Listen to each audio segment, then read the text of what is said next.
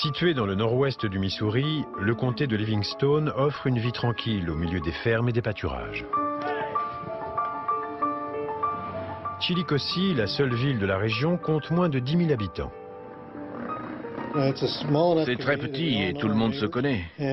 Chacun surveille que tout va bien chez son voisin et je suis sûr que la plupart des gens ne ferment jamais leur porte à clé.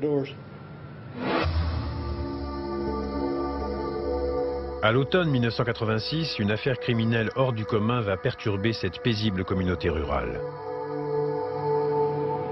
Gary Calvert, le shérif adjoint, reçoit la visite de son homologue du comté voisin, qui recherche un voleur de bétail. Il enquêtait sur une affaire d'escroquerie. Un certain Dennis Murphy avait payé des vaches avec un chèque sans provision. Et d'après ces informations, le bétail avait été emmené dans une remorque qui appartenait à Ray Copeland. Ray Copeland, septuagénaire, a élevé 5 enfants avec sa femme Faye. Il se considérait comme un homme à tout faire. Il faisait des petits boulots de peinture, il tondait la pelouse. Quand il voulait travailler pour quelqu'un, il était aimable, mais sinon, c'était plutôt un vieux bougon. Faye, c'était la femme de fermier typique. Elle travaillait en ville à Chillicothe. Gary Calvert et le shérif adjoint du comté voisin rendent visite à Ray Copeland. Les deux policiers espèrent que celui-ci pourra les aider à retrouver Dennis Murphy, le vagabond accusé d'avoir émis le chèque. Monsieur Copeland a dit que Dennis Murphy lui avait effectivement demandé de transporter le bétail et de le garder quelques jours. Mais ensuite, cet individu était parti avec les bêtes et il n'avait aucune idée d'où on pouvait le trouver. Gary Calvert s'en tient à cette version, jusqu'à ce que le shérif d'un autre comté voisin ne le contacte à son tour. Il est à la recherche d'un vagabond du nom de Wayne Warner. Lui aussi a acheté du bétail avec un chèque sans provision et là encore, les bêtes ont été transportées par Ray Copeland. J'ai dit à mes collègues, prenez les dépositions de ces deux individus. Et s'il en ressort que Ray Copeland est impliqué, tenez-moi informé, je vous aiderai pour l'enquête. Le problème, c'est que Dennis Murphy et Wayne Warner restent introuvables. Tous deux étant connus comme des marginaux sans domicile fixe, les policiers pensent simplement qu'ils ont quitté la région. Ils ne cherchent pas plus loin. 3 ans plus tard, en août 1989, la police du Nebraska reçoit un étrange appel téléphonique. Un homme affirme qu'un fermier du comté de Livingstone, dans le Missouri, l'aurait forcé à acheter du bétail avec un chèque sans provision. Et ce n'est pas tout. Il dit avoir vu des restes humains sur la propriété du fermier. L'homme en question est un SDF du nom de Jack McCormick. Quant au fermier dont il parle, il s'agit de Ray Copeland.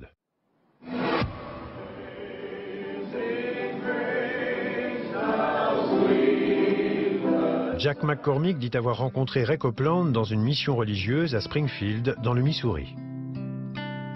Ray Copeland lui a proposé la somme de $50 par jour s'il l'aidait dans une transaction pour du bétail.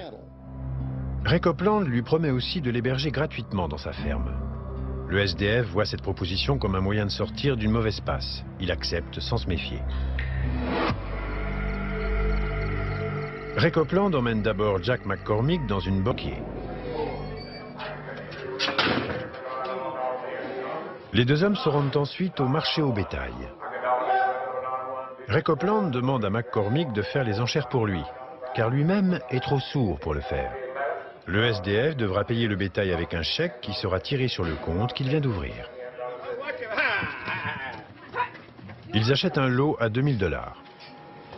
Ray Copeland charge les bêtes dans sa remorque, mais Jack McCormick est inquiet. Il sait que le chèque sera refusé car il n'y a que $200 sur le compte et c'est lui qui sera responsable. Une fois arrivé à la ferme, son sentiment de malaise s'intensifie. La femme de Ray Copeland, Faye, l'épie constamment. Quelques jours plus tard, il découvre ce qui lui semble être des restes humains près d'une grange. Mais c'est ce qui va se passer ensuite qui va l'amener à appeler la police.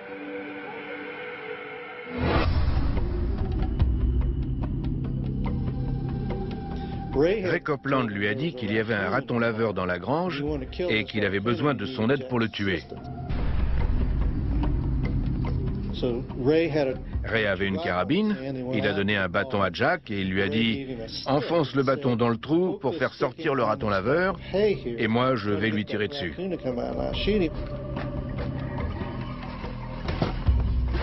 T'es sûr qu'il est là? Oui, je l'ai vu rentrer. Jack a comme un pressentiment.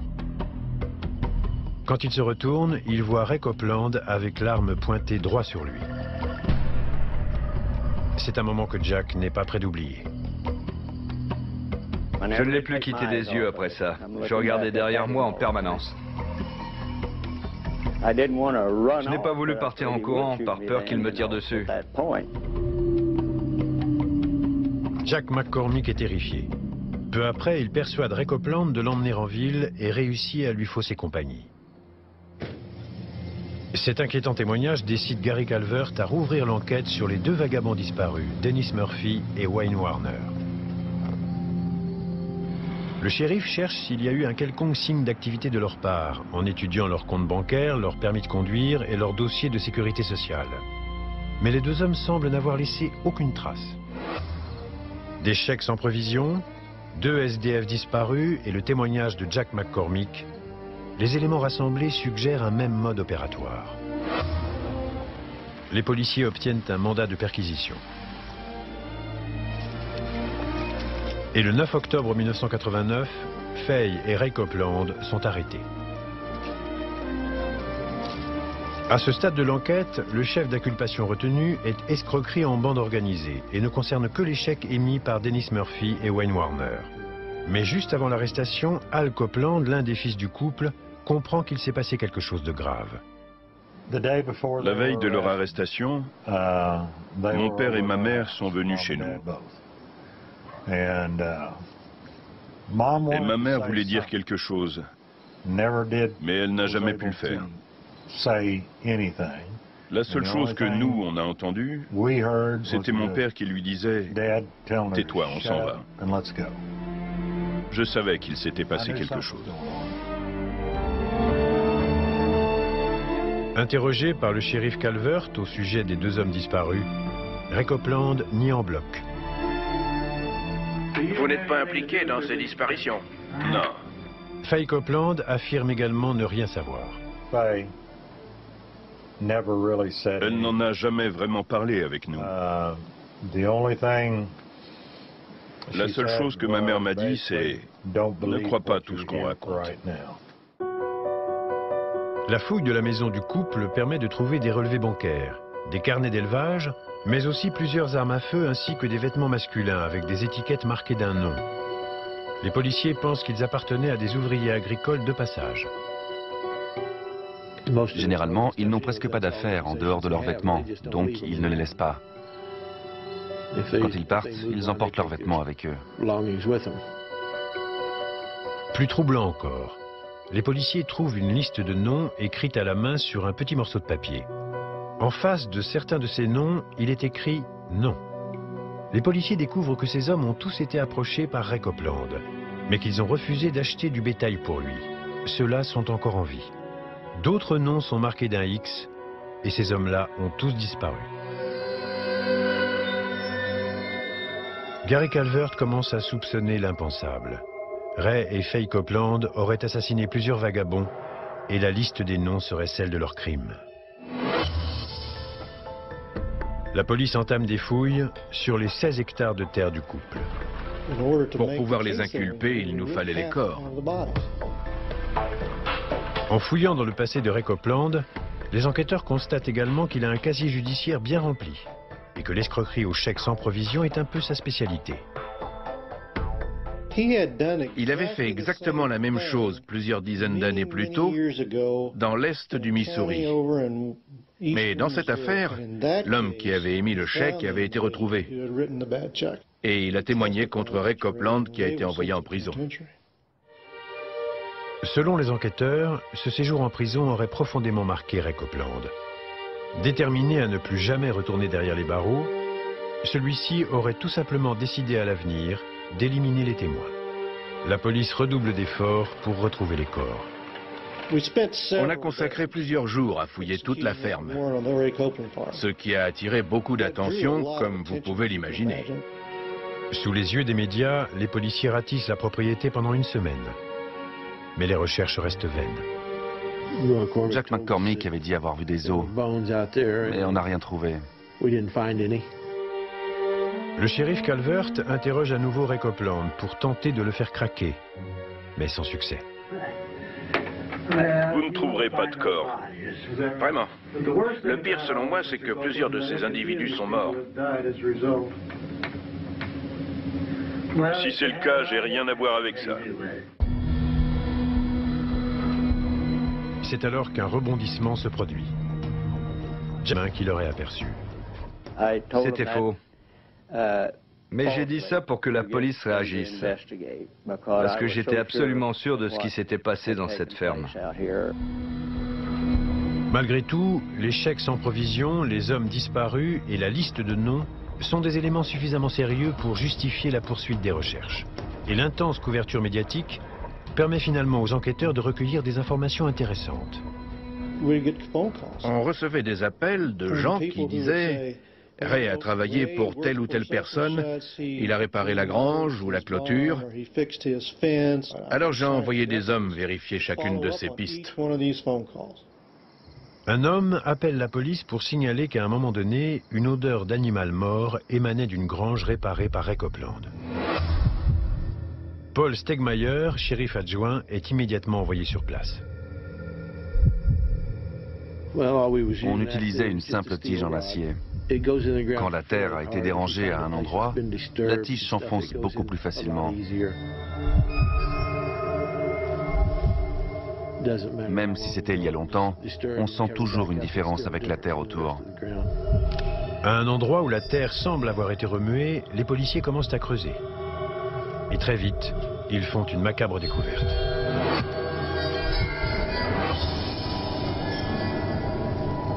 Un corps enveloppé dans du plastique. Le cadavre a été enterré à une faible profondeur avec ses chaussures. Juste à côté se trouvent deux autres corps. Les trois hommes sont identifiés grâce à leur fiche dentaire. Il s'agit de James Harvey, John Freeman et Paul Coward.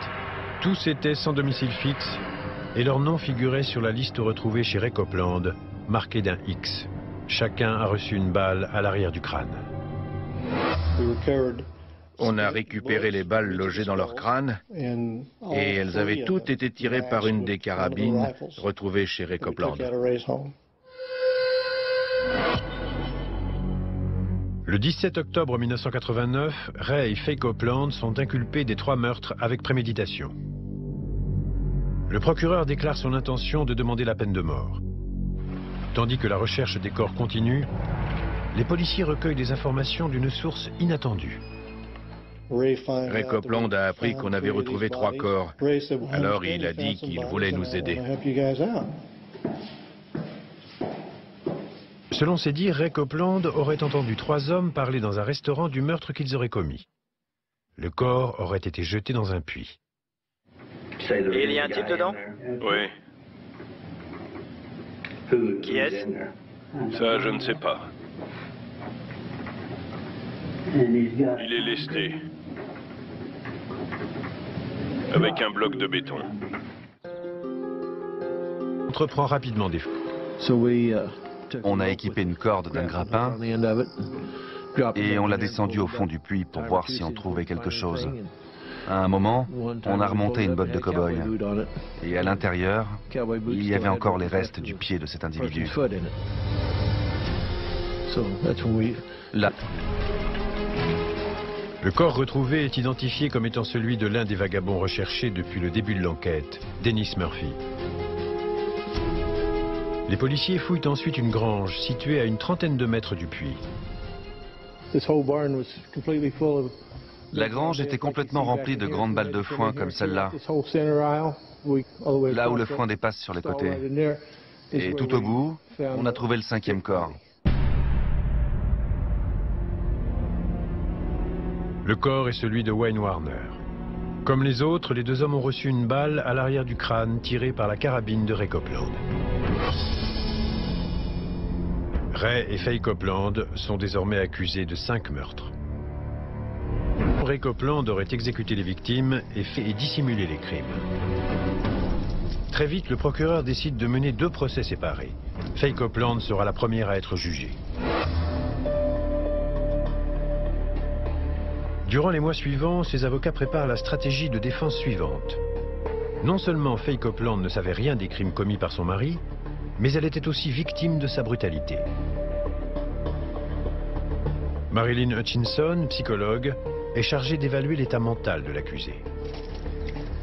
Elle venait me voir comme un patient normal, mais accompagnée par des policiers. Une fois par semaine, pendant 9 mois environ.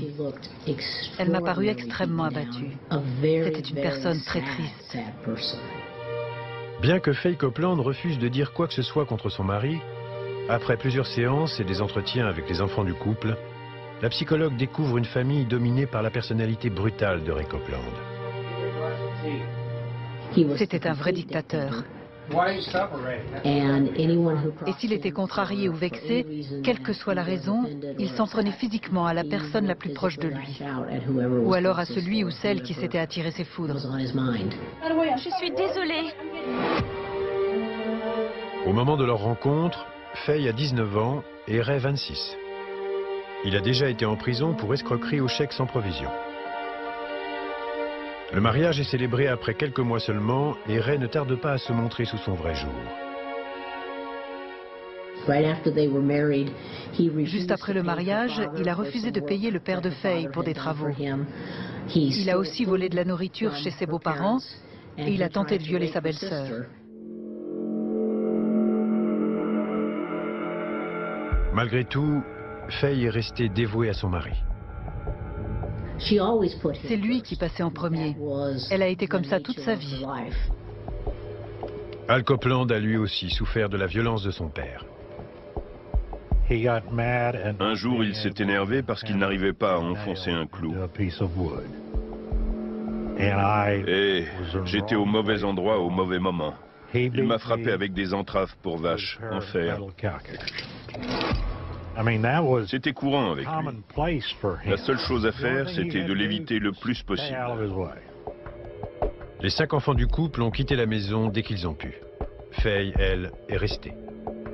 Elle avait des bleus.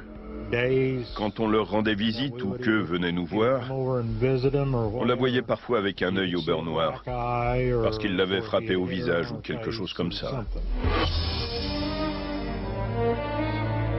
Peu avant le procès, le procureur fait à Faye Copeland une proposition.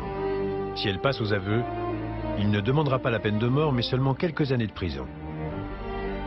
Faye Copeland continue d'affirmer ne rien savoir. On allait souvent la voir en prison, mais elle a continué de ne rien dire. Ni à moi, ni à mes frères et sœurs. Ma mère était terrorisée par Ray, et on ne pouvait strictement rien y faire. En se basant sur le rapport de la psychologue, les avocats de Faye comptent plaider le syndrome de la femme battue. Après des années de violence physique et psychologique, Faye Copeland serait entièrement sous la coupe de son mari, même derrière les barreaux. Pendant des dizaines d'années, elle avait appris à ne jamais lui poser de questions, à ne jamais le critiquer. C'est un phénomène que l'on appelle l'impuissance apprise. Quand on a reçu autant de mauvais traitements pendant aussi longtemps, même quand la porte du camp de concentration est ouverte, parfois on reste paralysé, parce que l'on a perdu la capacité de voir l'occasion qui se présente.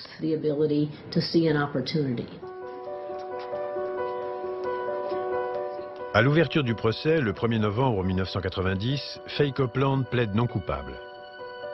Ses avocats ont bon espoir.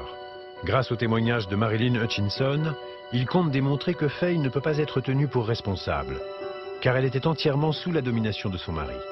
Le jury sera-t-il sensible à cet argument? Mais tout à coup, un élément inattendu vient bouleverser le cours du procès. Il y a eu une erreur administrative. Donc le procureur a fait objection et je n'ai pas été autorisé à témoigner. Privés de leur thèse principale, Les avocats de Faye Copeland n'ont que peu d'arguments à opposer aux preuves et témoignages de l'accusation.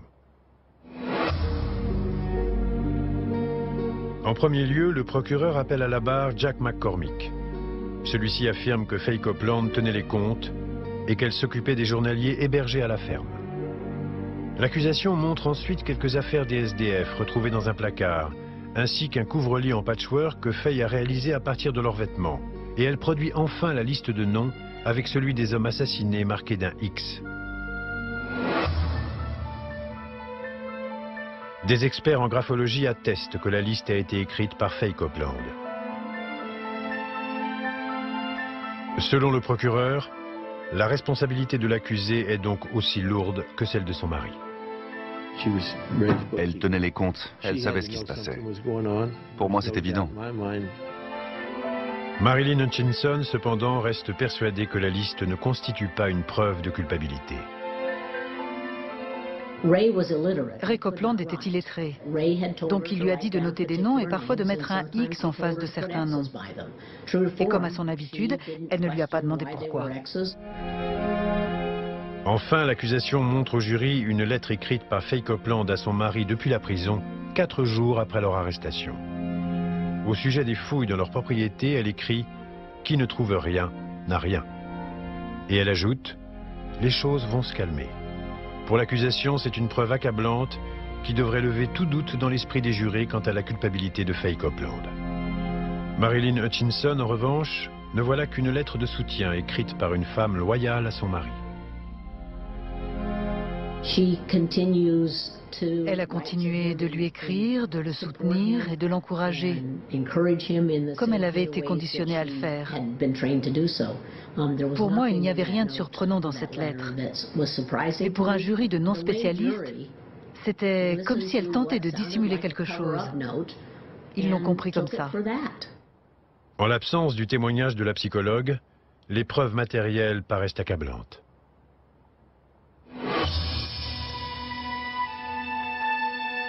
Lors du procès, Faye Copeland ne parlera jamais d'éventuelles violences qu'elle aurait pu subir de la part de son mari. Après 3 heures de délibération, le jury rend son verdict.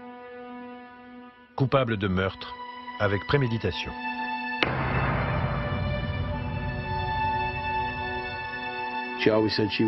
Elle a toujours dit qu'elle était innocente et qu'elle ne savait rien. Mais pour moi, les preuves ont montré que c'était faux. Faye Copeland est condamnée à mort par injection létale. Le 7 mars 1991, Ray Copeland comparaît à son tour devant la justice. Le procès ressemble à une réplique de celui de sa femme, avec des preuves matérielles accablantes. Après 10 jours d'audience et seulement 2h30 de délibération, le jury déclare Ray Copeland coupable de 5 meurtres avec préméditation. Il est également condamné à mort. Mais la sentence ne sera jamais appliquée. 2 ans plus tard, Ray Copeland décède de cause naturelle dans le couloir de la mort, à l'âge de 78 ans. Elle l'a aimé, du jour de leur mariage jusqu'au jour de sa mort. C'était l'amour de ma vie. Avec mes enfants, il y aura toujours de l'amour dans mon cœur pour lui. Même après la mort de son mari, Faye Copeland refuse de dire ce qui s'est réellement passé. Néanmoins, elle commence à évoquer les mauvais traitements qu'elle a subis. En 1999, en appel, sa condamnation à mort est commuée en peine de prison à vie sur la base de témoignages non divulgués relatifs au syndrome de la femme battue. En 2002, après 12 ans de prison, Faye Copeland est victime d'une attaque. Elle est transférée dans une maison de retraite et décède 1 an plus tard, à l'âge de 82 ans. J'aimais ma mère.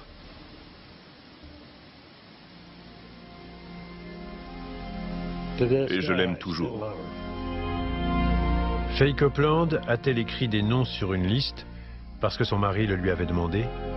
Ou bien tenait-elle consciemment une macabre comptabilité? Personne ne saura jamais dans quelle mesure elle a participé au meurtre.